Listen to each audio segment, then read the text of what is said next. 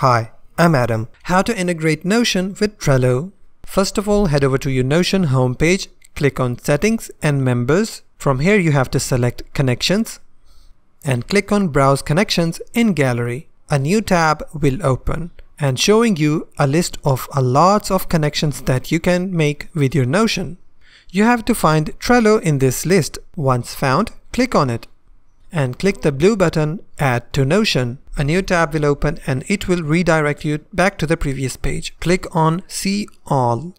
A list will open. You have to find Trello and click on Connect. A pop-up window will appear. You have to scroll down a bit and click on Allow.